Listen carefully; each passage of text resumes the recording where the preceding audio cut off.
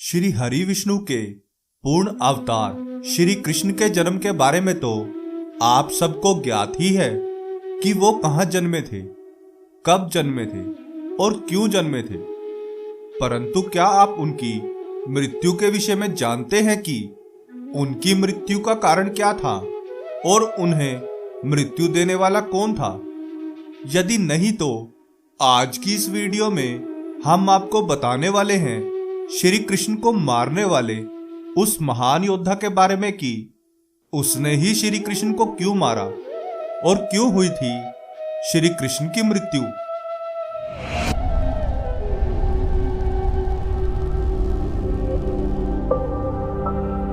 प्रणाम मित्रों, ज्ञान और वैराग्य चैनल में आपका बहुत स्वागत है।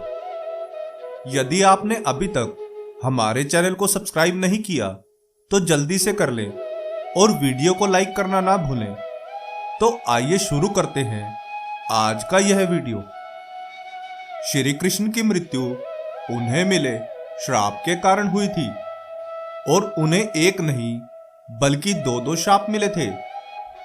पहला श्राप उन्हें त्रेता युग में मिला था, जब वह श्री राम के रूप में अवतरित हुए थे। त्रेता युग में श्री राम ने छिपकर बाली का वध किया था। अपने पति की मृत्यु से दुखी होकर बाली की पत्नी तारा ने श्री राम को श्राप दिया था कि जिस प्रकार से छुपकर तुमने मेरे पति की हत्या की है, ठीक उसी प्रकार से तुम्हारी भी मृत्यु होगी।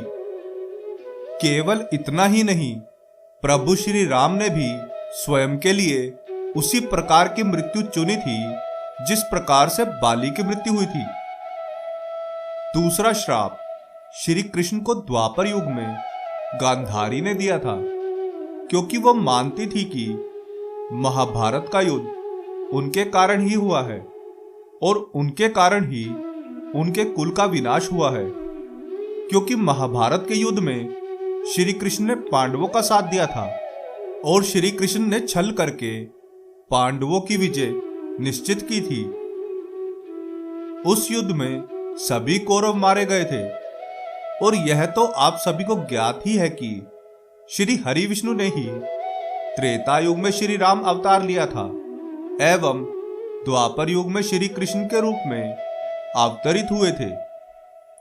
गांधारी ने श्री कृष्ण को शाप दिया था कि जिस प्रकार से तुम्हारे कारण मेरे कुल का नाश हुआ है, ठीक उसी प्रकार से तुम्हारे कुल का भी नाश होगा। इन दो शापों के अलावा भी श्री कृष्ण के पुत्र सांब को ऋषि मुनियों ने शाप दिया था, जिसके कारण भी श्री कृष्ण की मृत्यु हुई थी। महाभारत युद्ध समाप्त होने के पश्चात श्री कृष्ण ने समुद्र के किनारे द्वारिका नगरी बसाई एवं वो वहीं पर निवास करने लगे तथा 36 वर्षों तक श्री कृष्ण का निवास स्थान द्वारिका ही रही। एक दिन श्री कृष्ण से मिलने के लिए कुछ ऋषि मुनि द्वारिका नगरी पधारे। जब उनके पुत्र सांब को इस बात का ज्ञान हुआ तो उन्हें एक शरारत सूझी और अपने कुछ मित्रों के साथ गर्भवती स्त्री का वेश धारण करके उनके समक्ष प्रस्तुत हुआ। उनके मित्र ऋषि मुनियों का उपहास उड़ाने के लिए उस गर्भवती स्त्री के गर्भ का लिंग बताने को कहते हैं।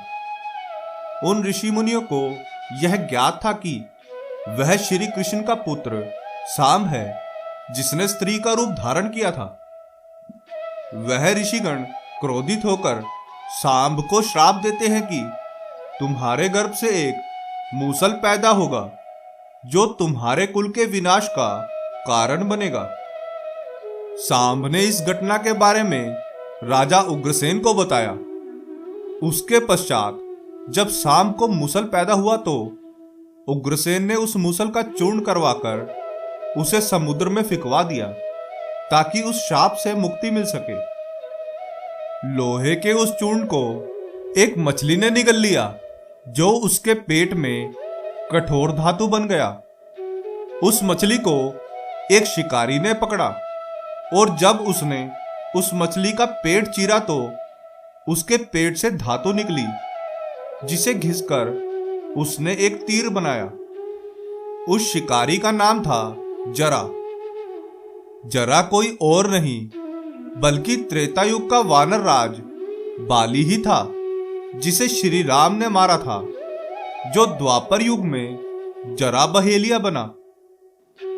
एक दिन जब अपने ज्येष्ठ भ्राता बलदाऊ के प्राण त्यागने के बाद श्री कृष्ण एक वृक्ष के नीचे पैर पर पैर धरे बैठे थे, तब उस जरा बहेलिया ने उनके पैर को हिरण का मुख समझकर वही तीर उनकी ओर चला दिया, जो सीधा श्री कृष्ण को जा लगा और श्री कृष्ण ने अपने प्राण त्याग दिए, जो उनकी लीला थी।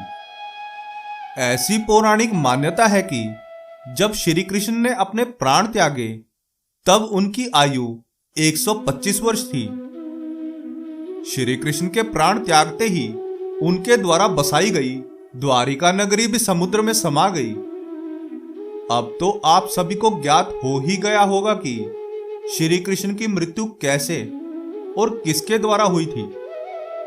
आशा करते हैं कि हमारी प्रस्तुति आपको काफी पसंद आई होगी। आपसे अनुरोध है कि आप इस वीडियो को ज्यादा से ज्यादा लोगों तक पहुंचाने के लिए लाइक, शेयर और सब्सक्राइब करें। धन्यवाद।